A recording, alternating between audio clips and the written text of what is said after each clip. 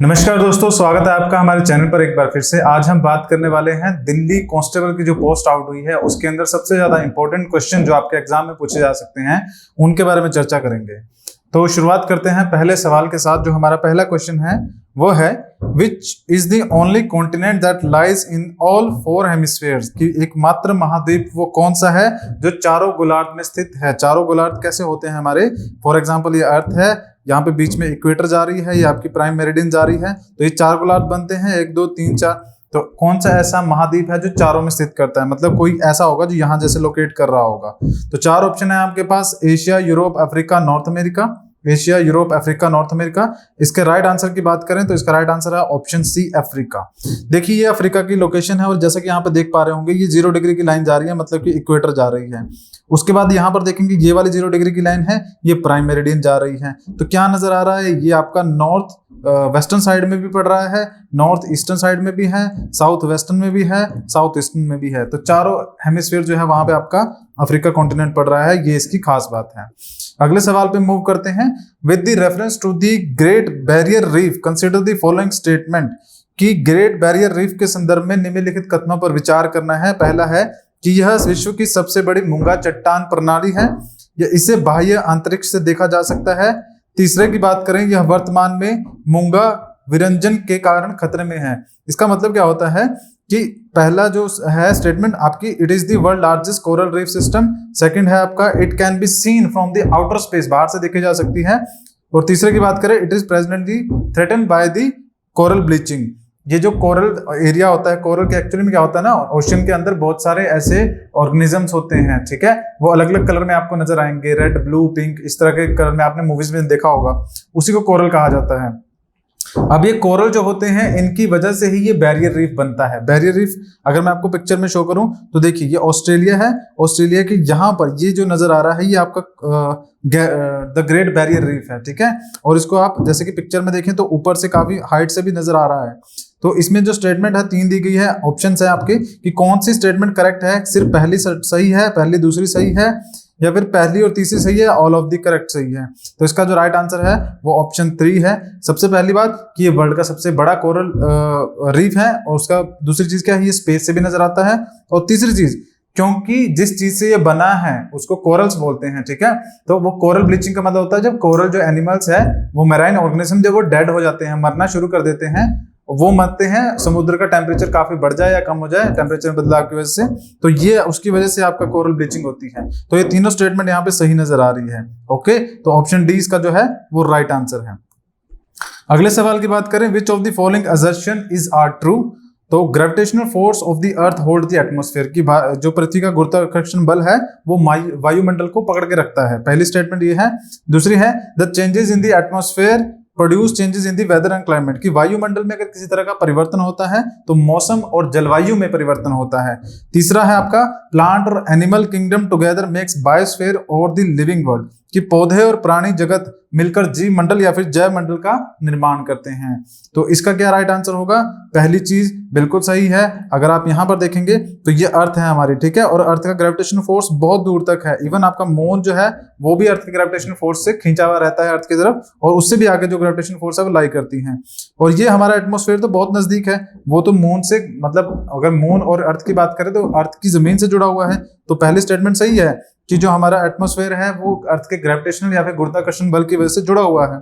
Second अगर बात करें तो एटमॉस्फेयर के अंदर चेंज होता है, मतलब एटमॉस्फेयर क्या, इसके अंदर ये जो हमारा एटमॉस्फेयर है जिसके अंदर डिफरेंट 5 लेयर्स है, stratosphere, troposphere, stratosphere, mesosphere, thermosphere, exosphere, ये अलग अलग लेयर्स हैं। अगर इसमें से पहली लेयर जो है ट्रोपोस्फेयर, उसकी मैं बात करूं तो उसको क्षोभ मंडल कहा जाता है। उस क्षोभ मंडल के अंदर अगर तापमान बढ़े या घटे कुछ भी हो तो उसकी वजह से जलवायु में और वेदर में, मतलब बारिश होएगी, सनलाइट क्लियर होएगी, ओस पड़ेगी, हेलस्टॉर्म पड़ेंगे, वो सब चीजें देखने को मिलती हैं। तो सेकंड स्टेटमेंट भी सही है। तीसरी हमारी क्या है, प्लांट और एनिमल किंगडम, बिल्कुल सही है। जो बायोस्फीयर है, अगर आप बायोस्फीयर की डेफिनेशन ही पढ़ेंगे तो वहां पे आप जानेंगे कि बायोस्फीयर वो वाली जगह है जहां पे प्लांट और एनिमल इकट्ठे रहते हैं, ठीक है। हमारे जो 3 मेजर डोमेन्स है अर्थ के, जैसे कि आपका हाइड्रोस्फीयर हो गया, पानी वाला हिस्सा हो गया, वायुमंडल हो गया, एटमॉस्फेयर हो गया, और लिथोस्फीयर आपका जमीन वाला। तो बायोस्फीयर वो वाला हिस्सा है जहां पर प्लांट और एनिमल दोनों इकट्ठे रहते हैं। तो इसका भी ऑप्शन डी है right answer. All of the above जो स्टेटमेंट है वो सारी करेक्ट है। अगले सवाल की अगर हम बात करें, which of the following statement is are true, तो पहला है आपका during the earthquake the place on the crust where the moment start is called the epicentre.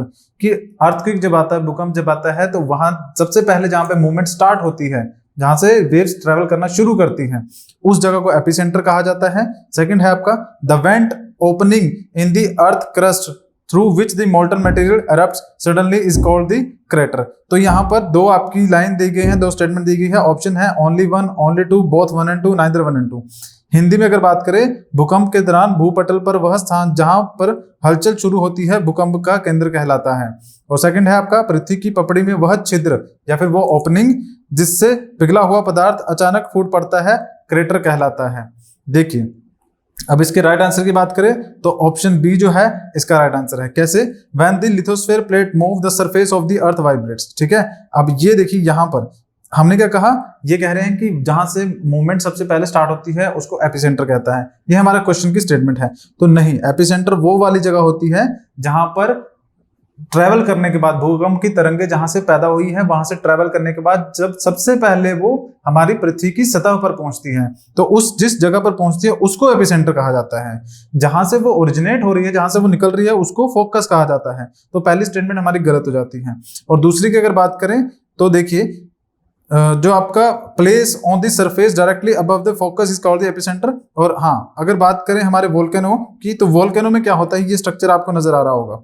देखिए ये वेंट है आपकी, ठीक है, और जहां से ये सारा मैग्मा एकदम से निकलता है उसको क्या कहा जाता है, उसको क्रेटर कहा जाता है। ठीक है, तो ये वेंट क्या होगी, ये पतली पाइप होगी, और जहां से ये सारा निकलता है ओपनिंग, उसको क्रेटर कहा जाता है। तो ये क्या कहा, मैटेरियल इरप्ट सडनली या फिर एकदम से जहां से निकलता है उसको क्रेटर कहते हैं। तो हमारी सेकंड स्टेटमेंट सही है, तो option B will be the correct answer. अगली अगर बात करें क्वेश्चन की, regarding the waterways consider the following statement कि waterways are the cheapest way of carrying heavy and bulky goods over a long distance. कि भारी सामान को लंबी दूरी तक ले जाने के लिए जो जलमार्ग का रास्ता है वो सबसे बढ़िया होता है। चीपेस्ट भी है, सस्ता भी होता है और सबसे बढ़िया होता है। उसके अलावा सेकंड स्टेटमेंट है only river are used for the inland waterways, कि सिर्फ नदियां ही हैं जो इनलैंड वाटरवेज के लिए यूज की जाती हैं, अंतरदेशीय जलमार्ग जिसे कहा जाता है। अब देखिए इनलैंड वाटरवेज क्या है, पानी से ट्रेवल करना दो तरह से पॉसिबल होता है। एक आप ओशन के थ्रू जाते हो, एक आप नदियों के थ्रू जाते हो। तो जब आप ओशन के थ्रू ट्रेवल करते हो एक देश से दूसरे देश में या फिर सामान भेजते हो, तो वो आपका सिंपली वाटरवेज होता है, या फिर उसको आउटर वाटरवेज भी कह सकते हैं। जो आप नदियों के अंदर, मतलब एक देश के अंदर जो नदी है, भारत के अंदर जैसे ब्रह्मपुत्र है, गंगा है, उन नदियों के थ्रू एक स्टेट से दूसरे स्टेट में ट्रेवल करते हो, सामान भेजते हो, उसको आपका इनलैंड वाटरवेज कहा जाता है या फिर अंतरदेशीय जलमार्ग कहा जाता है। तो पहली स्टेटमेंट तो बिल्कुल सही है कि पानी के थ्रू आप सामान पहुंचाते हो, वो आसान रहता है और सस्ता भी होता है, क्योंकि उसमें बहुत ज्यादा ईंधन की खपत नहीं होती है। क्योंकि कोई भी चीज में ईंधन की खपत ज्यादा तब होगी, रोड पर भी होगी और प्लेन में भी होगी, एयरप्लेन में भी होगी, रेलवे में भी होगी। कैसे? क्योंकि वहां पर फ्रिक्शन ज्यादा होता है। फ्रिक्शन इन द सेंस कि मान लो गाड़ी में हम सामान भेज रहे हैं तो रोड पे फ्रिक्शन ज्यादा होता है, उसकी वजह से गाड़ी को मूव करने में ज्यादा मेहनत लगती है, और ज्यादा मेहनत के लिए ज्यादा ईंधन लगता है, और ज्यादा ईंधन लगेगा तो चीज महंगी हो जाएगी। लेकिन पानी क्या है, पानी तो तरल है, वो तो इजीली चीजों को बहने देता है, तो उस वजह से चीप होता है, सस्ता होता है पानी से ट्रेवल करना। दूसरी चीज क्या कह रहा है कि only rivers are used for the inland waterways, की अंतरदेशीय जलमार्गों में सिर्फ नदी का ही प्रयोग किया जाता है। ये स्टेटमेंट गलत है, क्योंकि नदी तो यूज होती है, वो तो ठीक है, लेकिन उसके साथ जो लेक होती है ना, झीलें जो होती हैं, उनके थ्रू भी ट्रेवलिंग की जाती है एक जगह से दूसरी जगह। झील के थ्रू भी, झील जो होती है बड़ी साइज की होती है, तो उसके थ्रू भी ट्रेवलिंग की जाती है। तो यहाँ पर राइट आंसर क्या होगा, ओनली वन जो स्टेटमेंट है वो आपकी सही है। एग्जाम्पल के तौर पे भारत के अंदर ब्रह्मपुत्र नदी जो है उसके थ्रू ट्रेवल किया जाता है। भारत के अंदर मणिपुर में एक लोकताक लेक है, उस लेक काफी बड़ी लेक है, उसमें भी क्या है, लोग एक जगह से दूसरी जगह जाते हैं तो उसका यूज किया जाता है। और अगर एग्जाम्पल की बात करें तो ग्रेट लेक्स हैं नॉर्थ अमेरिका के अंदर, उत्तर अमेरिका के अंदर, वहां पर उन लेक्स का यूज किया जाता है एक जगह से दूसरी जगह जाने के लिए। तो नदियां तो यूज होती ही है, साथ में आपकी जो लेक्स हैं उनका भी यूज किया जाता है। भारत की अगर मैं इंपोर्टेंट वाटरवेज बताऊं जो इनलैंड है, जो नदियों के द्वारा यूज किए जाते हैं, तो गंगा रिवर है, जिसमें आप इलाहाबाद से लेके यहाँ पे वेस्ट बंगाल तक जो है ट्रेवल कर सकते हैं नदी के थ्रू, क्योंकि वहां पे गंगा बिल्कुल स्लोली बहती है। उसके बाद आपकी बात करें तो सिधिया से लेके यहाँ धुबरी जो है गुवाहाटी से आगे असम में, वहां तक भी ब्रह्मपुत्रा में के थ्रू जो है ट्रेवल किया जा सकता है। तो ये कुछ इंपॉर्टेंट सवाल थे जो आपके कांस्टेबल के एग्जाम में पूछे जा सकते हैं। हम इस तरह के सवाल हर रोज लेके आएंगे आपके लिए। फिलहाल अगर बात करें तो गोयला क्लासेस की तरफ से ब्रह्मास्त्र एक कोर्स लॉन्च किया गया है जो कि दिल्ली पुलिस कांस्टेबल को टारगेट कर रहा है। आप जानते हैं कि ये जो कोर्स है आपको 1999 के अंदर अभी मिल रहा है। इसके अंदर 60% डिस्काउंट चल रहा है।